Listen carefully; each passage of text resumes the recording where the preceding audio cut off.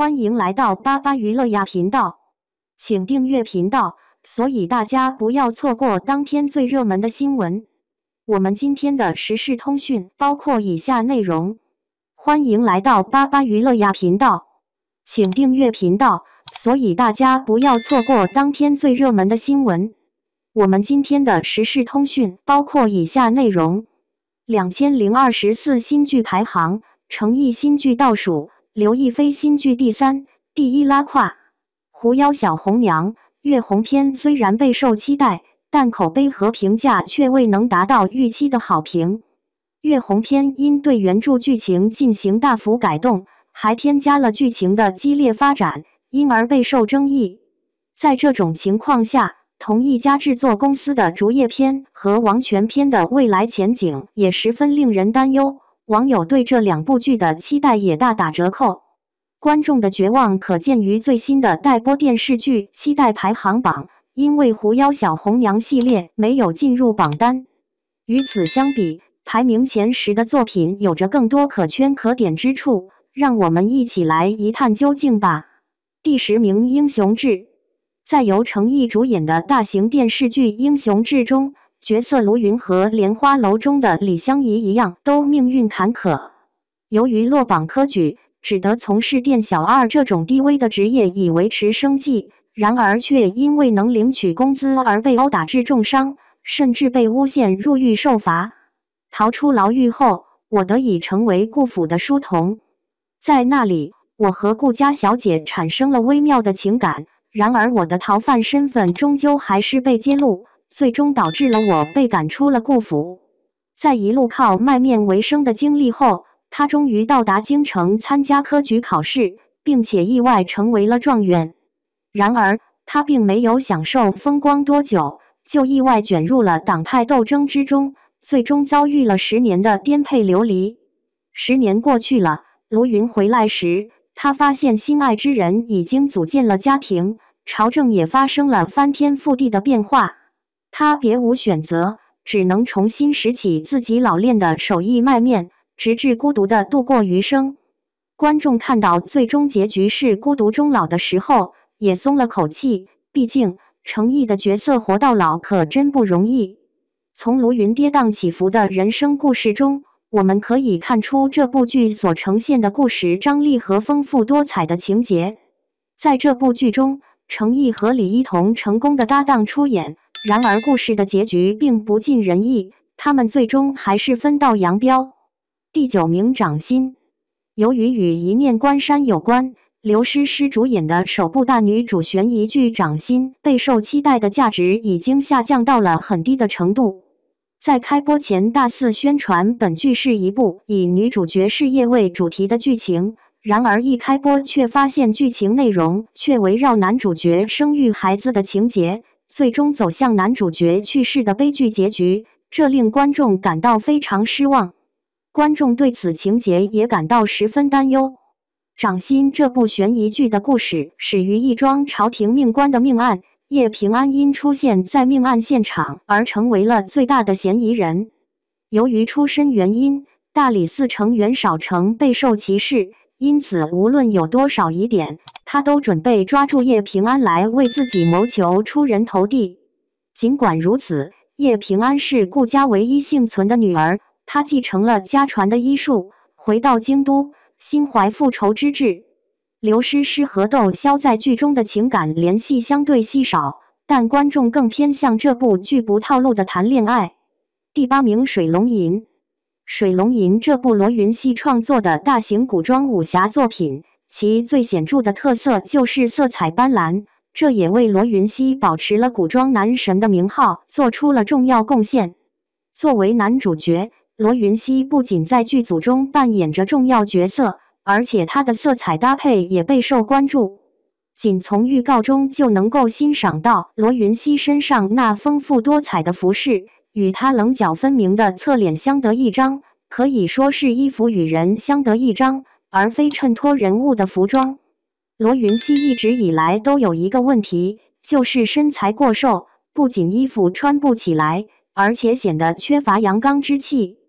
不知道罗云熙能否逃过这部剧里艳丽的妆容将其化身为彩妆螳螂，就像长月烬明一样。第7名，永夜星河。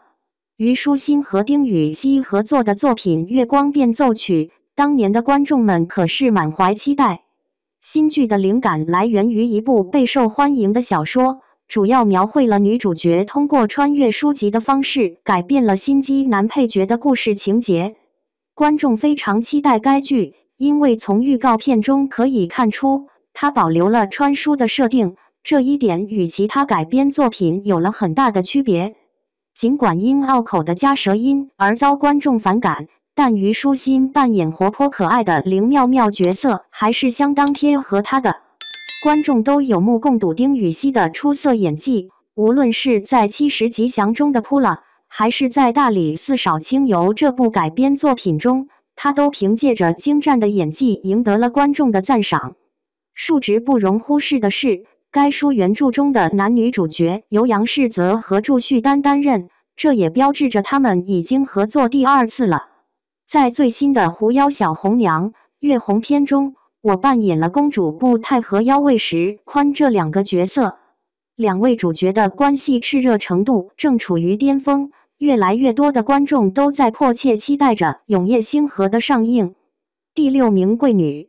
庄寒燕是贵女的主角，她经历了被遗弃的苦难，最终克服重重困难，实现了报仇雪恨的目标。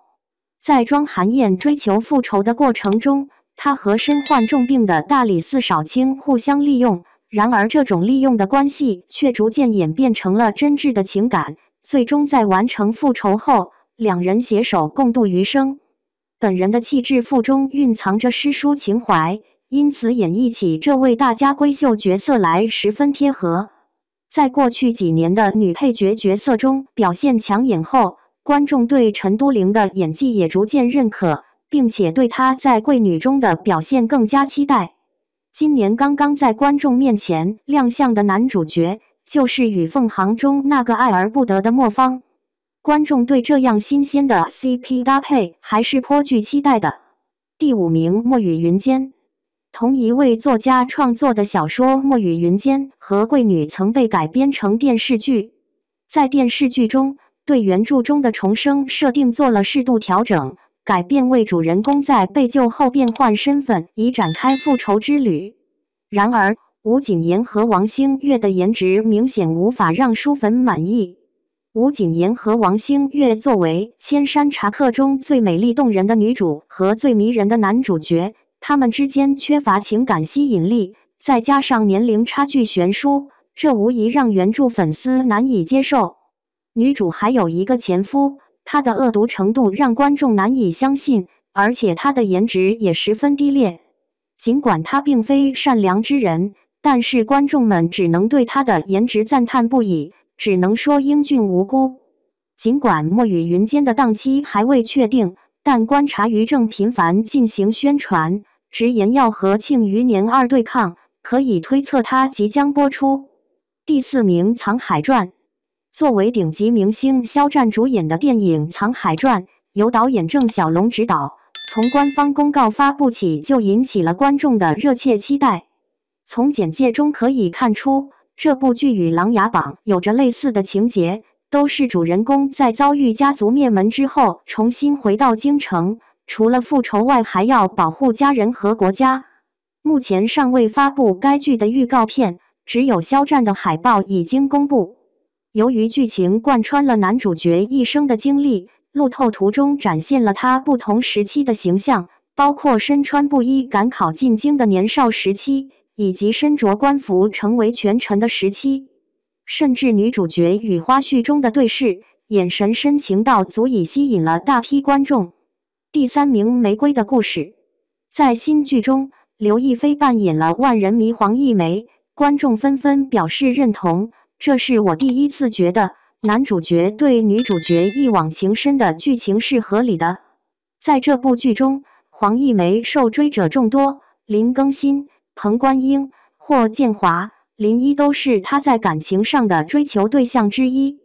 她这种自由洒脱的爱情态度也导致了一些问题，给她带来了一些麻烦。